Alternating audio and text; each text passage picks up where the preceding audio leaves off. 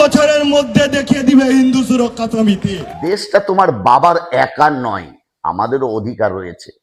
আমরা চুপ বসে আছি বলে এটা ভাববেন না আমরা ভয় পেয়ে গেছি। কোন মসজিদে মাইক লাগানো থাকে, কোন জিহাদির বিরিয়ানির দোকান থাকে, কোন জিহাদির হালালের মাংসের দোকান থাকে, এই বাংলায় কটা মাদ্রাসা বেঁচে থাকে, এই 4 বছরের মধ্যে দেখিয়ে দিবে হিন্দু সুরক্ষা সমিতি।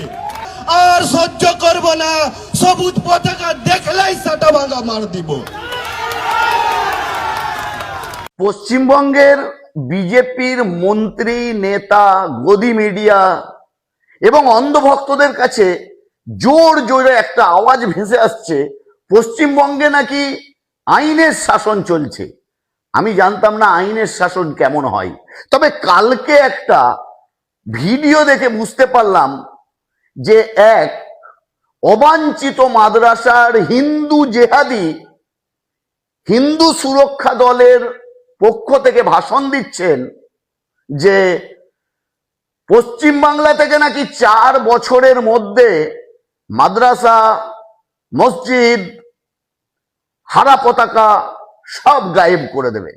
তাই আমি ওই অবাঞ্ছিত মাদ্রাসার জেহাদির বাচ্চাকে বলবো, দেশটা তোমার বাবার একার নয়, আমাদেরও অধিকার রয়েছে।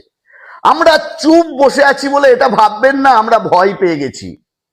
আমরা সংবিধানকে মেনে চলি, আমাদের আইনের প্রতি বিশ্বাস বা ভরসা রয়েছে, তাই আমরা চুপ করে বসে আছি। তোমাদের মতো খোলা মঞ্চ পেলে আমরা কি করতে পারি সেটা পরে অনুভব করবেন।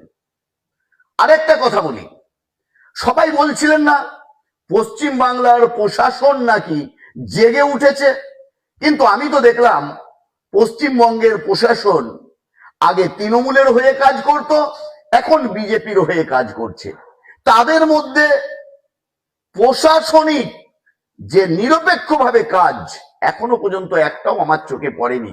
যদি পড়তো তাহলে ওই অবাঞ্ছিত জেহাদি হিন্দু সুরক্ষা দলের নেতা আজ সিঁড়ি ঘরে অর্থাৎ জেলে থাকতো, বাইরে থাকতো না। কিন্তু এই জায়গায় যদি মুসলিম সংগঠনের পক্ষ থেকে হতো, মুসলিম রক্ষা বাহিনীর মুসলিমরা হতো, তাহলে এতক্ষণ হয়তো জেলে পড়ে যেত বা জেলের মধ্যে ভরে দেওয়া হতো এবং গুন্ডা দমন আইন নিয়ে এসে ভরে দেওয়া হতো, তাই না? যাই হোক, সদা সত্য কথা সকলের সামনে তুলে ধরলাম। ছিলাম কোন একটা অন্ধভক্ত 2-3 দিন আগে খুব সোশ্যাল মিডিয়ায় ছেয়ে গেছিল না, জিহাদ মুক্ত করব 16ই আগস্টে। কোথায় গেল সে অন্ধভক্ত? কোথায় কোথায় তাকে দেখতে পাচ্ছি না কেন? সে কি গোবর খেতে ব্যস্ত হয়ে গেছে?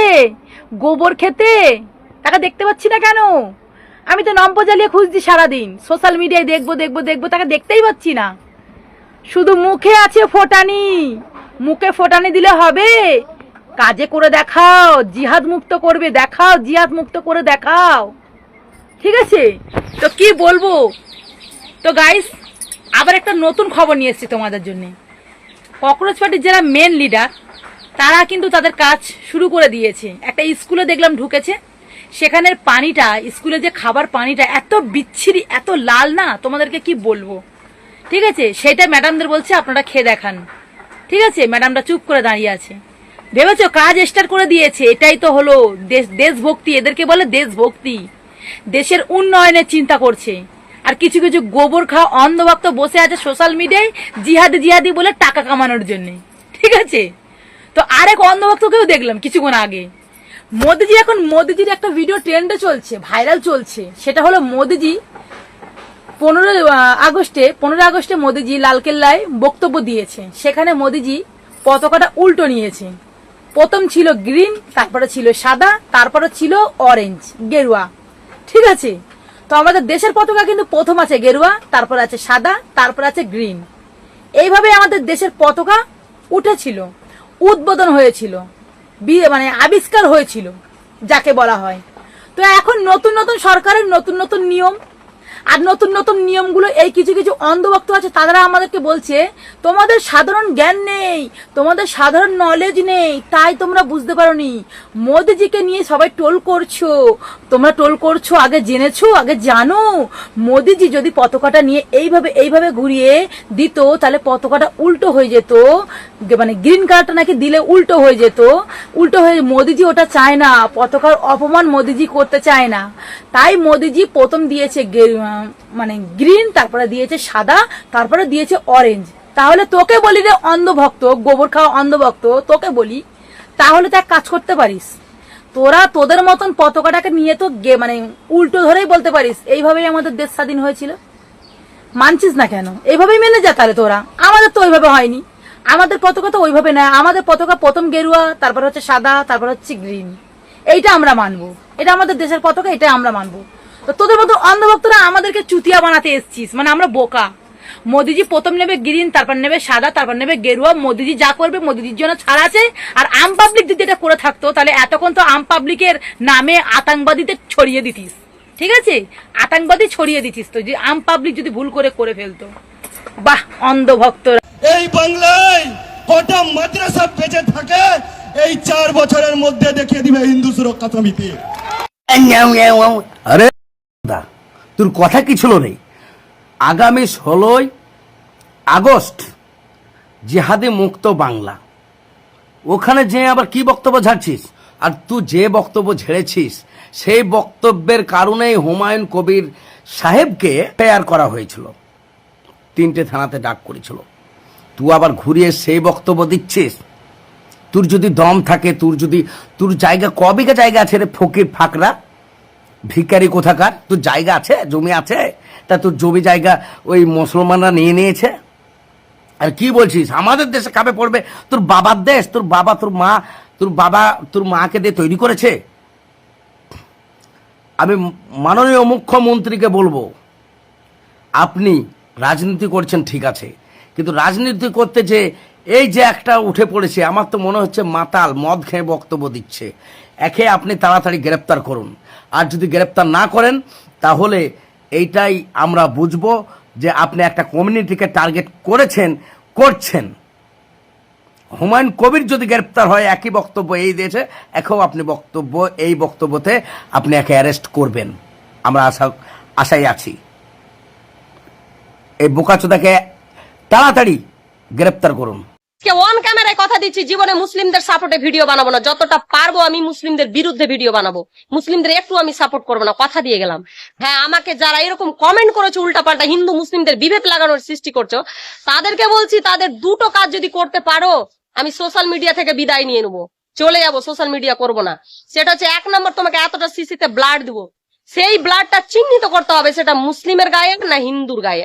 দ্বিতীয় কাজ করতে হবে, সেটা তোমাকে নিয়ে যাবে আমি অনাথ আশ্রম, সেখানে ছোট ছোট মাসুম বাচ্চা থাকবে, সেই বাচ্চাদের দেখে তোমাকে চিহ্নিত করতে হবে সেই সন্তানগুলো হিন্দুর মায়ের গর্ভের না মুসলিম মায়ের গর্ভের, সেটা তোমাকে চিহ্নিত করে দিতে হবে। দুটো কাজ করতে হবে। বলছি বেশি জ্ঞান দিতে এসো না। মানুষ প্রথমে জন্মগ্রহণ করে মানুষ হয়ে, তারপরে মানুষ যে যার ধর্ম নেয়, ধর্মটা অবলম্বন করে, এবং মানুষ ভালো মন্দ প্রত্যেকটা ধর্মেই আছে। তাই বলে তুমি শুধু উস্কানিমূলক কথা আর সবসময় কটাক্ষ করে কথা বলবে, সেটা বলবে না। আমি একটা হিন্দু মেয়ে হয়ে বলছি, হিন্দু ধর্মের মধ্যে কি প্রত্যেকটা মানুষই ভালো আছে? বলুন। মুসলিমের মধ্যে কি প্রত্যেকটাই মানুষ ভালো আছে? নাই। দুই ধর্মের মধ্যে ধর্ম তো হচ্ছে খুবই ভালো জিনিস, ধর্মর মতো তো মূল্যবান জিনিস নেই, কিন্তু মানুষ সব ধর্মে কি সমান হবে? তবে সেই ধর্মের জন্য পুরো সম্প্রদায় বা যাকে তাকে কটাক্ষ করে কথা বলছো না, এইসব কথা বলা মানে পাপ করছো তোমরা, এসব কথা বলা ঠিক নয়। আর একটা কথা মনে রেখো, উপকারীর উপকার কখন ভুলতে হয় না। যদি তোমাকে কেউ উপকার করে, সে যে জাতেরই হোক না কেন, সেই উপকার কখনো ভুলো না, বুঝলা তো? এসব আজে বাজে কমেন্ট করো না। কখনো কখনো মানুষ এমন জায়গায় পড়ে যায় যে নিজের মানুষ উপকার করে না, তখন অন্য একটা ধর্মের মানুষ উপকার করে। আমি মনে করি যারা উপকার করে, যারা উপকার পেয়েছে, তারাই হচ্ছে আসল মানুষ, এটাই মনে করি। এসব কমেন্ট করার আগে দুবার ভাববা তোমরা। স্বাধীনতার আন্দোলন যখন একেবারে তুঙ্গে, ঠিক তখন এক শীতের সন্ধ্যায় এক বাঙালি যুবক এলেন নেতাজি সুভাষচন্দ্র বোসের বাড়ি। উনি যখন উঠোনে বসে আছেন, তো ওনাকে গিয়ে বলছেন যে আচ্ছা, আমরা তো ভারত স্বাধীন করব, তো আমার বন্ধু এক হচ্ছে হিন্দু, এক বন্ধু হচ্ছে গুজরাটি, আর একজন হচ্ছে পাঞ্জাবি।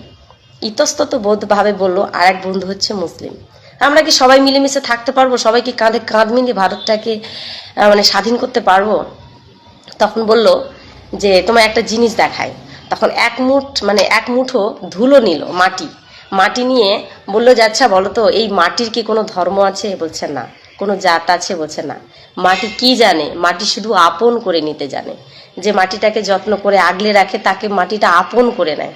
ঠিক তেমনি ভারতবর্ষে যারা আছে আর ভারতবর্ষকে যারা ভালোবাসে, প্রকৃতভাবে যারা ভালোবাসে, তারা কিন্তু ভারতের জন্যই লড়াই করবে। ধর্ম, বর্ণ, বিভেদ সবকিছু ভুলে গিয়ে যারা ভারতবর্ষকে ভালোবাসে, ভারতবর্ষকে চায়, তারা ভারত স্বাধীনের জন্য নিজের জীবনটাকে বলিদান করে দেবে, নিজের জীবনকে উৎসর্গ করে দেবে। সেই না হচ্ছে ভারতপ্রেমী, সেই না হচ্ছে আসল ভারতবাসী। ধর্ম নিয়ে যদি টানাটানি করতে যায় তাহলে কিন্তু অনেক খারাপ হয়ে যাবে।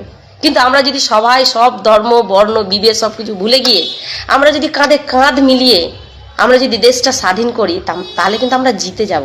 কিন্তু যখনই আমরা ধর্মের মধ্যে বিভেদ সৃষ্টি করব তখন কিন্তু আমরা হেরে যাব, উনি বলেছিলেন।